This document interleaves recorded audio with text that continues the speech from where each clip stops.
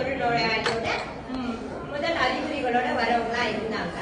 அந்த அளவுக்கு இப்போ இன்சிடென்ட்ஸ் இருக்கா அப்படின்னு கேட்டா எனக்கு தெரிஞ்சு இல்ல. பட் டாக்டர் சொன்னதை கேட்ட பிறகுதான் எனக்கே அது வந்துட்டு ஒரு செய்தியா இருந்தது.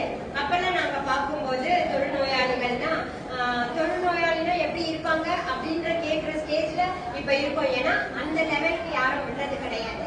கை மடங்கி கால் மடங்கி போறதுலாம் ரத்த கண்ணீர்ல எம்ஆர் ராதா ஒரு பாட்டு பாடின்னு சுத்திட்டு இருப்பாரு. குற்றம் புரிந்தவன் வாழ்க்கையில் நிம்மதி இல்லைன்னு. ஆனா அவர் சொன்ன மாதிரி அந்த குற்றம் புரிஞ்சுதான் அவருக்கு வந்ததுங்கிறது இல்ல. அததான் சொல்ல வர. It is because of the bacteria, mycobacterium tuberculosis. அது வந்துட்டு மைக்கோபாக்டீரியம் டியூபர்குலே வந்துட்டு டியூபர்குலோசிஸ் காஸ் பண்ணதுன்னா இது லெப்ரே. இது வந்துட்டு லெப்ரசியா காஸ் பண்ணது. அவ்வளவுதான். ஒரே ஃபேமிலி வேற வேற ஆர்கானிசம் பாக்டீரியா காஸ் பண்ற 2 டிசீசஸ். ஆனா அது முதன்மையான டிசீஸா இருக்கு. இப்பவுமே வந்துட்டு டியூபர்குலோசிஸ் ஜாஸ்தியா இருந்துட்டு இருக்கு. அந்த அளவுக்கு லெப்ரசி ஜாஸ்தியான்னு கேட்டா என்ன பொறுத்த வரைக்கும் இல்ல. ஆனா நரம்புகளை பாதிக்கிற லெப்ரசி இப்ப ஜாஸ்தியா வந்திருக்குன்னு சொல்றாங்க. மேபி அவங்க தோல் வியாதியை படிச்சுட்டு வந்து இந்த 3 வருஷம் அதை தான் படிச்சுட்டு வந்திருக்காங்க. அதனால கண்டிப்பா அவங்களுக்கு தெரிஞ்சு இப்போ இன்சிடென்ட்ஸ் எந்த அளவுக்கு. நான்லாம் பார்க்கும்போது ஹைப்போடெர்மிக் அனஸ்தெட்டிக் பேச்சஸ் அப்படின்னா அது வந்துட்டு லெப்ரசி அப்படி சொல்லி கொடுத்துருவாங்க. ஹைப்போடெர்மியானா ஆஸ் யூஷுவல் வெள்ளை கலர்ல, ஆனா ரொம்ப வெள்ளை இருக்கக்கூடாது. அவங்க சொல்ற மாதிரி விட்டிலிகோ வந்துட்டு வெள்ளை வெள்ளையா திட்டி திட்டா உடம்பு ஃபுல்லா வர்றது விட்டிலிகோ. அது கம்ப்ளீட்டா டிஃபரெண்ட். ஆனா ஹைப்போடெர்மியானா நம்ம இப்போ ஒரு இந்த கலர்ல இருக்கோம், இதோட லைட் கலர்ல, அதாவது இதோட கொஞ்சம் ஃபேரான எந்த கலர்ல இருக்கோமோ அந்த கலர்ல ரவுண்ட் ரவுண்ட் பேச்சஸ் வரும். அந்த இடத்துல தொட்டு பார்த்தாலும் அவங்களுக்கு உணர்ச்சிகள் இருக்காது. பின்னு குண்டூசி வச்சிருப்பாங்க நாங்க மெடிக்கல் காலேஜ்ல. அந்த குண்டூசியை வச்சு அந்த இடத்த டச் பண்ணி பார்ப்போம். அப்பவும் அவங்களுக்கு வலி தெரியாது. ஸோ ஹைப்போடெர்மிக் அனஸ்தெட்டிக்னா வலி இல்லாத.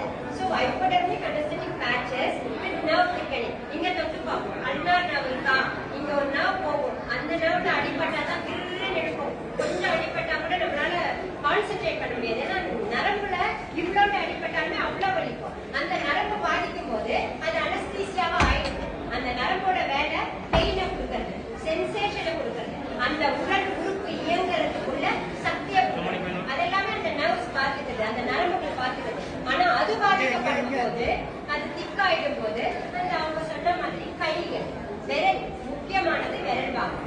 விரல் வந்துட்டு ஃபங்க்ஷன் இல்லாம போயிடுது. சோ விரல் ஃபங்க்ஷன் இல்லாம போகும்போது நர்வ் அஃபெக்ட் ஆகுது.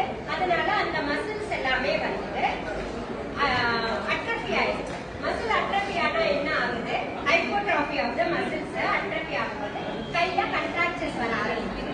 இப்படி இப்படி கை மடங்கிடுது. காலும் அதே மாதிரி மடங்கிடுது. சுப்ராசிலியரி மெடலோசிஸ் சொல்லுவோம். இப்ப கரெக்ட். இந்த இடத்துல வந்து முடி கொட்டிடும். அப்படியே இந்த இடம் முடி இல்லாம இருக்கும். வித் நேசல் போன் டிப்பிங், அது ஃபுல்லா இந்த போன் வந்துட்டு பிளாட்டனிங் ஆயிடும். ஸோ லயனியன் ஃபேஷியஸ் சொல்லுவாங்க. சிங்கம் மாதிரி இருக்கும் முகம்னு சொல்லுவாங்க. அந்த ஃபேஸ்ல வந்துடும். கண்ணுக்கு முடி இல்லாம மூக்கு சப்பையாகி ஒரு மாதிரி ஒரு கொஞ்சம் விகாரமா இருக்கும். அதை பாக்குறதுக்கு அவங்க பாக்குறதுக்கே நான் சின்ன வயசுல எல்லாம் அவங்க பார்த்து பயந்துருக்கேன். ஏன்னா என்னோட ஊர் வந்துட்டு சென்ட் தாமஸ் மவுண்ட். எவ்ரி இது வந்து கல்லறை திருநாளுக்கு மலை ஏறி நாங்க மேலே போவோம். மலை ஏறி மேலே போகிற அத்தனை படியிலையும் அவங்கதான் உட்கார்ந்து இருப்பாங்க.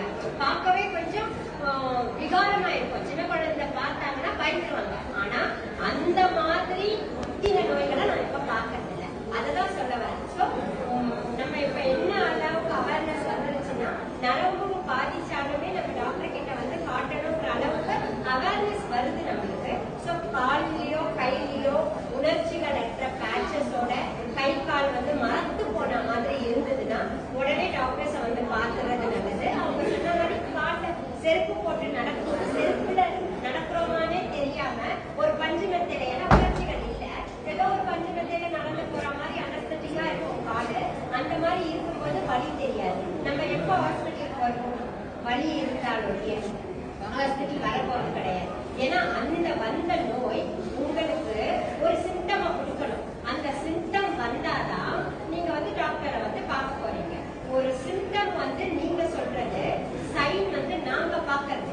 நீங்க சிம்டம்ஸோட இது இருக்குறாங்க எனக்கு அப்படின்னு வந்தீங்கன்னா அதனால என்னென்ன சைன்ஸ் அந்த உடம்புல எந்தெந்த இடம் பாதிக்கப்பட்டிருக்கோம் அப்படின்றது நாங்க கண்டுபிடிப்போம். ஆனா சிம்டம்ஸ் இல்லாததுனால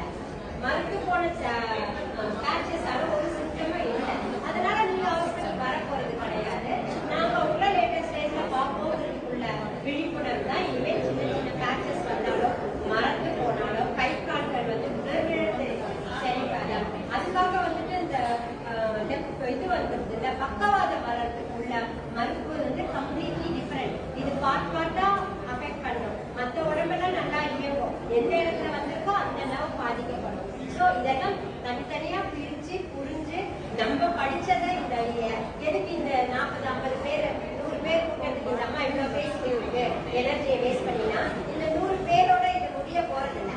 அவேர்னஸ் ப்ரோக்ராம்னா அதுதான். உங்களுக்கு தெரிஞ்சதை நீங்க 10 பேருக்கு பரப்புனீங்கன்னா இங்க வந்த 200 பேர் 100 பேர் 1000 பேருக்கு பரப்பி அவங்களுக்கு தெரிஞ்சவங்களுக்கு பரப்பி அதுதான் அது பேர் தான் அவேர்னஸ். அதனாலதான் வருஷத்துல ஒவ்வொரு நாளும் ஹெல்த் டேவை நம்ம செலிப்ரேட் பண்றோம். இன்னைக்கு டியூபர்குலோசிஸ் டேனா அதுக்குள்ளது அவேர்னஸ் நான் கிரியேட் பண்ணேன்னா நீங்க என்னால முடிஞ்ச காரியம் நான் பண்ணிருக்கேன்னா உங்களால முடிஞ்ச காரியம் உங்களுக்கு தெரிஞ்ச 10 பேருக்கு அதை பரப்பி. அதனால விழிப்புணர்வு அந்த நோய் கம்மி ஆகணும். கம்மி ஆகிறது தான் இந்த விழிப்புணர்வு ப்ரோக்ராமோட ஒரு எய்ம். ஸோ எந்த ஒரு ப்ராப்ளம் இருந்தாலும் சொன்ன மாதிரி அவங்க இங்க படிக்க போகும்போது நிறைய போகிறதுக்காக லீவுக்காக ரொம்ப சஃபர் பண்ணாங்க. நிறைய லீவே கிடைக்காத 3 வருஷத்துக்குலாங்கிற அளவுக்கு